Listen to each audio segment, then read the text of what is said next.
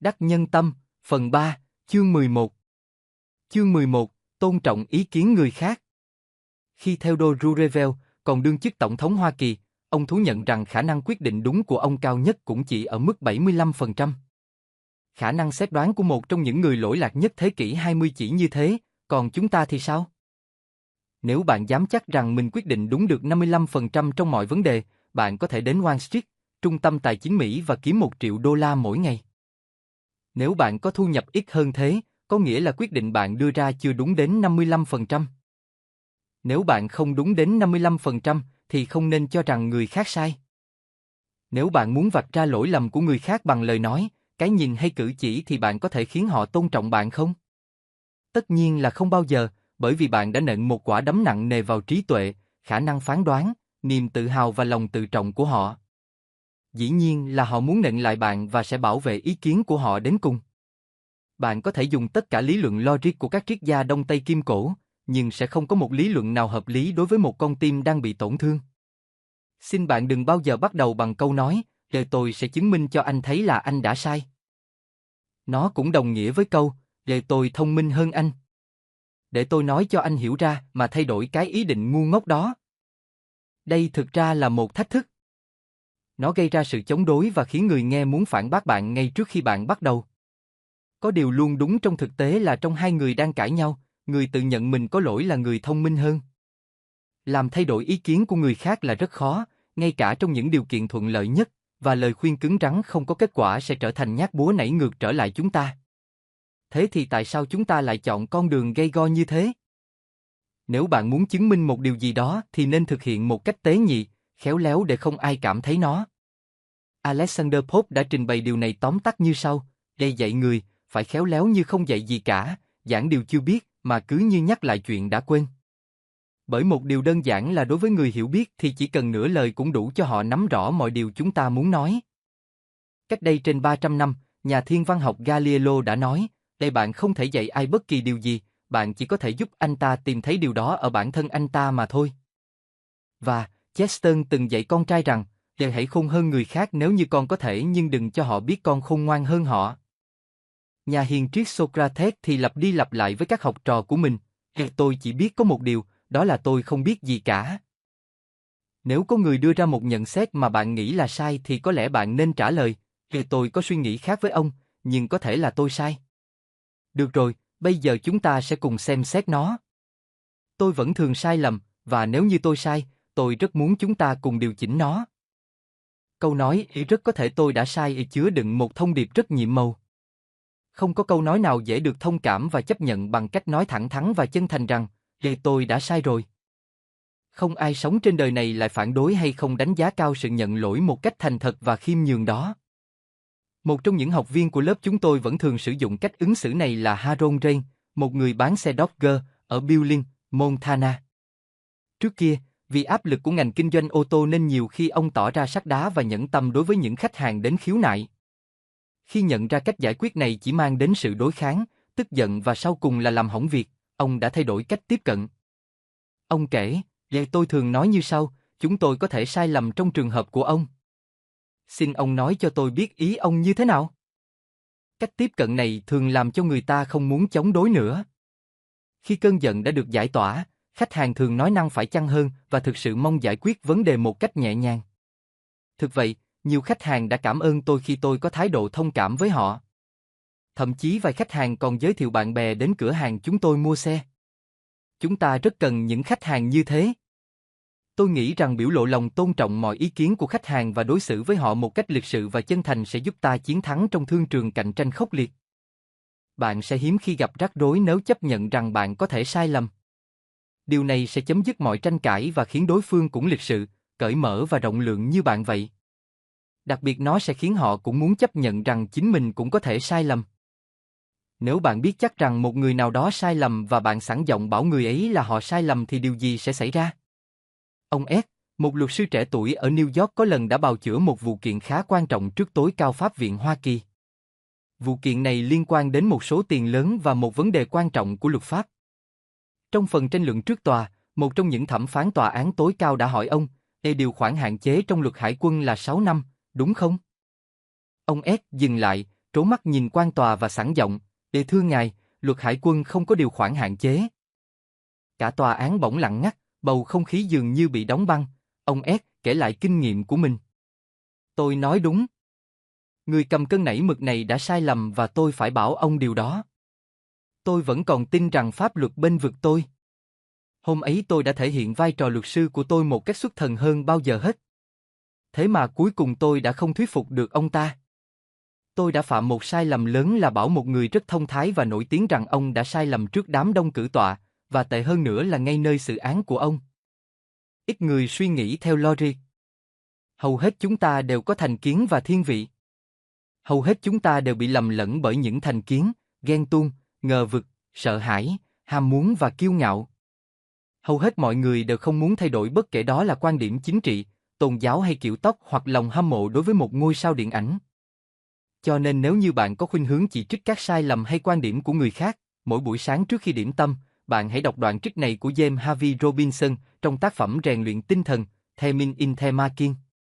Đôi khi chúng ta dễ dàng thay đổi ý kiến mà không hề có chút tâm lý phản kháng hay cảm xúc nào. Nhưng nếu như ai đó bảo rằng ý kiến của ta sai, lập tức ta có khuynh hướng phản kháng, đổ lỗi cho người khác và đóng ngay cánh cửa trái tim lại. Chúng ta hết sức thờ ơ với quá trình hình thành niềm tin của mình, nhưng lại luôn mong muốn một cách vô lý bảo vệ những niềm tin ấy khi có người bác bỏ chúng. Không phải vì bản thân các niềm tin ấy có giá trị thiêng liêng gì với ta mà chỉ bởi vì lòng tự tôn của ta bị đe dọa. Của tôi ấy chính là khái niệm quan trọng nhất trong quan hệ giữa người với người, nếu biết lưu tâm đến khái niệm này là ta đã có cách khởi đầu rất khôn ngoan. Dù là ý tưởng nghi của tôi, người yêu của tôi hay cái nhài của tôi, hoặc chai tôi, đề nước tôi, đề chúa của tôi, tất cả đều là bất khả xâm phạm. Ta không chỉ khó chịu khi ai đó chê bai đồng hồ của ta chạy sai, hay chiếc ô tô của ta cổ lỗ sĩ mà kể cả khi người ta động chạm đến quan niệm của ta về sao hỏa sao kim, về cách phát âm một từ khó, về giá trị y học của một loại thuốc hay về thời điểm ra đời một công trình cũng thế. Chúng ta quen thói tin vào những điều chúng ta đã quen tin, chấp nhận là đúng và cảm thấy khó chịu khi có ai ngờ vực bất kỳ niềm tin nào của chúng ta. Rốt cuộc, phần lớn cái gọi là lý luận chỉ là do chúng ta cố đặt ra để bảo vệ niềm tin của mình. Có lần tôi đã thuê một chuyên viên trang trí nội thất đến trang trí lại ngôi nhà của tôi. Khi tờ hóa đơn được đưa đến, tôi giật mình khi thấy con số cuối cùng. Vài ngày sau, một người bạn đến nhà và xem qua các vật liệu trang trí. Sau khi nghe đến giá cả, bà thốt lên với vẻ đắc thắng, "Đây cái gì? Khiếp quá! Tôi e rằng anh đã bị lừa rồi." Đúng thế, bà ấy nói không sai. Nhưng con người ta đâu dễ gì chấp nhận sự thật do kẻ khác vạch ra rằng mình sai lầm. Cho nên tôi liền tìm cách bênh vực mình. Tôi nói rằng tiền nào của nấy, không thể đánh đồng chất lượng và thị hiếu nghệ thuật qua giá cả, vân vân. Hôm sau, một người bạn khác đến thăm, ngắm nghía những vật trang trí trong nhà và hào hứng biểu lộ lòng mong muốn có được những vật tuyệt diệu như thế cho ngôi nhà của mình. Phản ứng của tôi lại khác hẳn. Tôi nói, thực ra tôi đã trả hớ giá. Tôi rất tiếc đã mua chúng. Chúng ta có thể tự nhận sai với chính mình và cũng có thể nhận sai trước người biết tôn trọng mình, đối xử tử tế với mình. Khi ấy ta còn tự hào rằng mình đã thành thực và cởi mở. Nhưng nếu như có kẻ bất nhã ném thẳng cái lỗi lầm của ta vào mặt ta thì mọi việc lại khác. Horace Greeley, người đứng đầu một nhà xuất bản nổi tiếng nhất ở Mỹ trong thời kỳ nội chiến, đã rất bất bình với chính sách của Tổng thống Lincoln. Ông ta tiến hành các chiến dịch tranh luận, chỉ trích, bôi nhọ, mỉa mai cây độc hết tháng này sang tháng khác, hết năm nọ sang năm kia, nhằm làm cho Tổng thống phải thay đổi ý kiến và đồng ý với mình, nhưng hoàn toàn phí công vô ích. Nếu như bạn muốn có được vài gợi ý tuyệt vời về việc đối xử với người khác và tự kiềm chế mình, cũng như cải thiện nhân cách thì hãy đọc tự truyện của Benjamin Franklin, một trong những tiểu sử lý thú nhất, đã trở thành tác phẩm kinh điển của văn học Mỹ. Trong đó, Franklin vốn được xem là một trong những người tế nhị, khôn ngoan và lôi cuốn nhất trong lịch sử nước Mỹ, kể lại việc ông đã thắng được thói quen chủ quan trong lập luận và đã tự thay đổi mình như thế nào. Khi Franklin còn là một thanh niên nói năng bất cẩn, có lần một người bạn lớn tuổi đã thẳng thắn phê bình ông rằng, "Ê Ben, cậu quá quắc lắm. Hễ ai không đồng ý với cậu là y như rằng cậu nói như tát nước vào mặt người ta, đến nỗi chẳng ai muốn tiếp xúc với cậu nữa. Hễ có mặt cậu là mọi người cảm thấy không thoải mái. Cậu phải biết rằng, như thế thì sẽ không ai muốn góp ý, chỉ bảo gì cho cậu nữa vì tính khí cậu như vậy có nói cũng vô ích. Thế thì cái mớ kiến thức hạn hẹp của cậu sẽ chẳng có cơ may nào để mở mang ra được." Rất tuyệt vời là Franklin lại chấp nhận lời chê trách nặng nề này. Cậu đã đủ khôn ngoan để hiểu rằng điều đó là đúng và biết rằng mình đang lao đầu vào thất bại và tai họa có thể xảy ra với cách xử sự như vậy. Thế là ngay lập tức cậu quyết định phải thay đổi hẳn lối hành xử của mình. Tôi đưa ra một quy tắc, Franklin nói, để bỏ hẳn lối nói thẳng thường gây tổn thương tình cảm người khác và mọi lời khẳng định cực đoan bảo vệ ý kiến của mình. Thậm chí, tôi cấm mình không được sử dụng bất kỳ từ ngữ nào chứa đựng một định kiến, kiểu như chắc chắn, tôi không thể nào sai được mà thay thế bằng những từ theo tôi suy nghĩ là, tôi cảm thấy. Khi người khác nói sai điều gì, tôi kiềm chế thói hăng hái bác bỏ lại ngay lập tức, mà luôn suy xét và lựa lời nói rằng, ý kiến ấy đúng trong trường hợp hay hoàn cảnh nào đó nhưng trong trường hợp hiện tại, có thể hơi khác, vân vân. Chẳng bao lâu, tôi đã thấy rõ những ích lợi của sự thay đổi này. Những cuộc trò chuyện đã trở nên cởi mở, thú vị hơn. Những ý kiến được đưa ra một cách khiêm tốn của tôi khiến người khác dễ chấp nhận hơn và ít gây tranh cãi hơn. Và tôi bớt xấu hổ mỗi khi mắc sai lầm. Lúc đầu tôi theo phương thức này khá vất vả vì nó trái ngược với thiên hướng tự nhiên của mình. Nhưng về lâu về dài, nó trở nên dễ dàng và quen thuộc, đến nỗi trong suốt 50 năm nay chưa bao giờ ai nghe một lời giáo điều nào từ miệng tôi. Ông nói năng không lưu loát, lý luận không hùng hồn, ngôn từ không chuẩn xác, nhưng chính nhờ thói quen này kết hợp cùng tính cách chính trực mà những chính sách, thể chế mới do ông đưa ra đều được dân chúng ủng hộ. Từ đó ông đã gặt hái được nhiều thành công và mang lại nhiều lợi ích cho người dân. Chúng ta thử nghĩ xem các phương pháp của Ben Franklin có thể ứng dụng như thế nào trong kinh doanh. Catherine R. Alfred, sống ở Bắc Carolina, là giám sát kỹ thuật của một xí nghiệp chế biến sợi. Bà có trách nhiệm thiết lập và duy trì hệ thống tiêu chuẩn vận hành máy móc cùng các hoạt động nhằm nâng cao năng suất. Trước đây, xí nghiệp của bà rất thành công với một số mặt hàng sợi. Nhưng gần đây, xí nghiệp mở rộng hạng mục và đầu tư kỹ thuật để sản xuất đến trên 12 loại sợi khác nhau. Hệ thống quản lý hiện tại đã không còn thích hợp vì hạn chế mức lương của người điều khiển máy và dĩ nhiên cũng không đủ yếu tố kích thích gia tăng sản xuất. Bà đã nghĩ ra một hệ thống quản lý mới cho phép trả lương công nhân dựa trên số lượng sản phẩm họ làm ra. Bà kể, tay cầm kế hoạch mới của mình, tôi bước vào phòng họp và chứng minh với tất cả mọi người rằng cách quản lý của tôi là cách tiếp cận đúng nhất. Tôi chứng minh chi tiết cho họ thấy rằng họ đã sai và sai ở đâu. Tôi cũng đã có mọi câu trả lời họ cần. Nhưng kết quả lại là một thất bại thảm hại. Tôi quá tập trung lo bảo vệ lập trường cho hệ thống mới của mình đến nỗi đã bỏ qua việc quan trọng nhất là đạt được sự đồng tình của họ, thuyết phục để họ vui vẻ nhận ra và khắc phục những sai sót trong cách làm cũ. Sau khi dự lớp học, tôi đã hiểu rõ mình phạm sai lầm ở đâu. Trong cuộc họp sau đó, tôi đề nghị mọi người phát biểu quan điểm của họ về những vấn đề của xí nghiệp. Chúng tôi bàn bạc từng điểm và trưng cầu ý kiến mọi người để xem đâu là điểm cần phải giải quyết ngay và giải quyết như thế nào. Với một vài gợi ý bình đẳng, tôi để tự họ phát triển hệ thống của tôi. Vào cuối cuộc họp, khi tôi thực sự trình bày hệ thống của mình, họ đều vui vẻ chấp nhận nó. Giờ đây, tôi tin chắc rằng không thể làm được điều gì ra hồn mà thậm chí còn có thể gây nhiều tổn hại nếu như ta thẳng thừng bảo một người nào đó rằng người ấy đã sai. Còn đây là một trường hợp điển hình cho hàng ngàn trải nghiệm khác từ rất nhiều người. R.V. Crowley là người bán hàng cho một công ty gỗ ở New York. Crowley thừa nhận rằng ông đã từng là một trong những kiểm định viên cứng rắn và đã từng thắng trong hầu hết các cuộc tranh luận. Nhưng điều đó không đem lại điều gì tốt đẹp cả. Ông Crowley nhận thấy dù ông có thắng trong các cuộc tranh luận thì hãng của ông cũng sẽ mất hàng ngàn đô la. Thế nên ông quyết định thay đổi chiến thuật và từ bỏ tranh cãi. Kết quả như thế nào? Đây là câu chuyện theo lời ông kể lại. Một hôm có khách hàng gọi điện thoại đến công ty tôi, quát nạt bảo rằng số gỗ mà chúng tôi vừa chở đến hoàn toàn không đủ tiêu chuẩn. Nhà máy ông ta đã ngưng việc dỡ hàng và yêu cầu chúng tôi thu xếp để đưa xe hàng kém chất lượng này ra khỏi sân bãi của ông ta ngay lập tức. Trên đường đến nhà máy của ông, tôi miên man nghĩ cách xử lý tốt nhất tình huống này. Thường trong những trường hợp như thế, tôi hay viện dẫn các quy tắc phân loại gỗ và kinh nghiệm của tôi với tư cách là chuyên gia kiểm định gỗ, để thuyết phục tay kiểm định phía bên kia rằng số gỗ đó thực sự đúng tiêu chuẩn, rằng ông ta đã sai sót ở chỗ nào đấy. Nhưng tôi không làm như thế nữa, tôi quyết định sẽ ứng dụng những nguyên tắc vừa học được trong khóa huấn luyện này. Đến nhà máy, tôi thấy nhân viên của tôi và tay kiểm định kia đang bắt đầu tranh cãi to tiếng.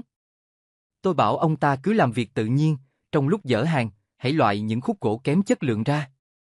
Nhìn ông ta làm việc một lát, tôi đã hiểu ra vấn đề. Ông ta quá gắt gao và đã hiểu sai các quy tắc kiểm định. Rõ ràng là ông ta không thành thạo về loại gỗ thông trắng đặc biệt này, trong khi đó lại là điểm mạnh của tôi. Thế là tôi dần dần đưa ra những câu hỏi tại sao một vài khúc gỗ lại không đáp ứng được yêu cầu. Tôi không hề mảy may gợi ý rằng ông đã kiểm định sai mà chỉ nhấn mạnh rằng lý do duy nhất khiến tôi hỏi là để có thể đánh giá đúng tiêu chuẩn họ mong muốn cho các chuyến hàng sau. Bằng cách đưa ra những câu hỏi thân mật, theo tinh thần hợp tác và luôn luôn nhấn mạnh rằng họ có quyền loại ra những khúc gỗ không thỏa mãn tiêu chuẩn của họ, tôi đã khiến ông ấy thay đổi thái độ. Vẻ căng thẳng dịu dần rồi biến mất. Vài nhận xét đúng chỗ mà tôi nêu ra có vẻ làm ông ta hoang mang, không còn tự tin ở sự đánh giá của mình và bắt đầu lưỡng lự khi quyết định phân loại gỗ. Cuối cùng, ông ta nhìn nhận rằng mình không thành thạo về loại gỗ thông trắng và bắt đầu hỏi tôi về từng khúc gỗ khi nó được khiêng ra khỏi xe. Tôi giải thích tại sao một khúc gỗ nào đấy lại phù hợp với tiêu chuẩn được nêu lên, nhưng vẫn tiếp tục nhấn mạnh rằng chúng tôi không muốn ông chấp nhận nó nếu như nó không thích hợp với mục đích của nhà máy. Rồi ông cảm thấy có lỗi mỗi khi vứt một khúc gỗ vào đống gỗ loại ra. Kết quả cuối cùng là ông chấp nhận toàn bộ số lượng gỗ đó và chúng tôi nhận được một tờ séc trọn vẹn.